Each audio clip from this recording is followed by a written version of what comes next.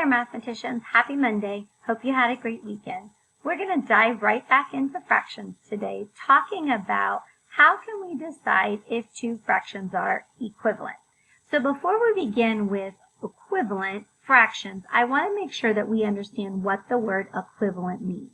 Equivalent means that two things have the same value. So on our Zoom chat last week, we talked about how if Miss Wackus has a $1 bill and I have 4 quarters, that $1 bill can be equivalent to 4 quarters because they both represent the same amount in different ways. So if something is equivalent, we know that it represents the same amount in a different way.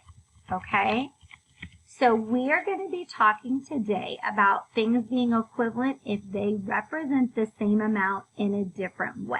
Let me just stick that up here in the corner so we can keep that in our heads while we're learning. So let's use some of our tools over here to see what that really means.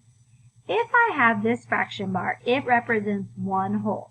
It is one thing and the entire thing is shaded in. So this red bar represents one whole for us. Now, if I wanted to represent one whole in a different way, I could use some of my other fraction bars. I'm going to start with my 1/2. If I put up just one 1/2, right now it is not representing the whole. But if I put up another one, it is representing the whole. So I know that if I show 2 of these 1/2, it's going to equal the same thing as one whole.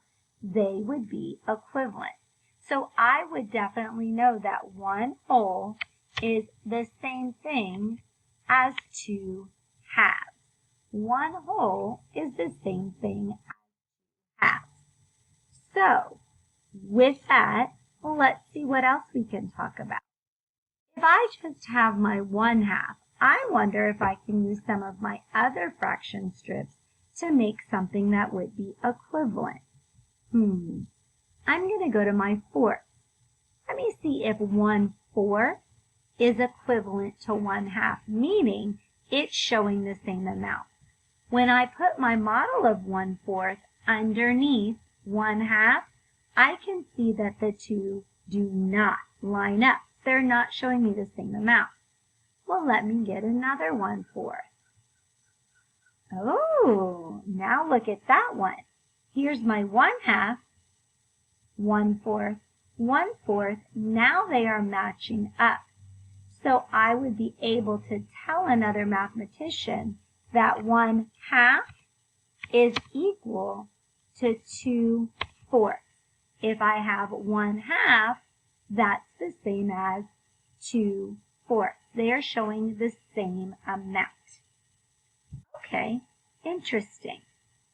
I wonder if I could do it with my 6. 1/6. Nope, that's not the same. I still have all this empty space. It's not lining up. Let's try another 6. Let's see if 2/6 will work. 1/6, 2/6. Nope, that doesn't seem to be lining up for me. Let's try another one.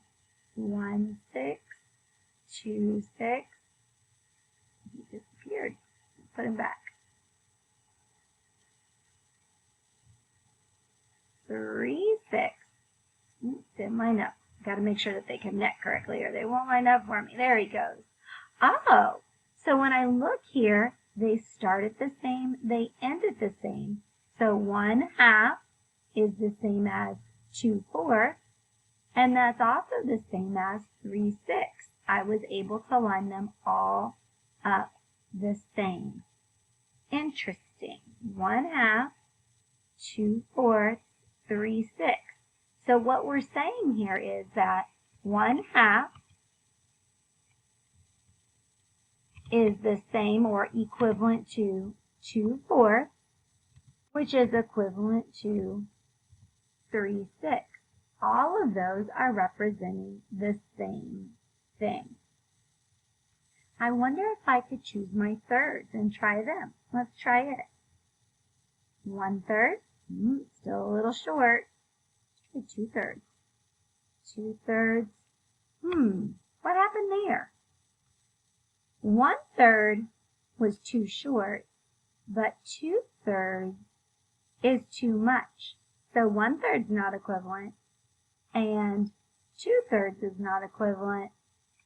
So I'm going to have to put those back away. Let's try our eighths. 1/8.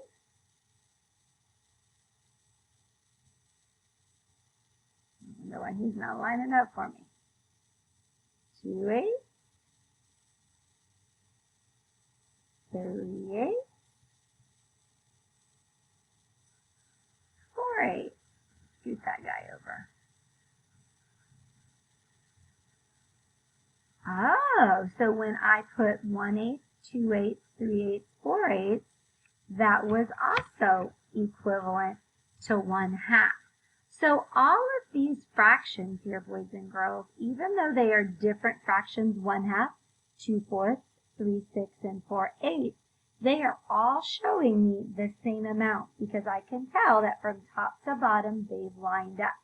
So we have used our model to represent fractions different ways.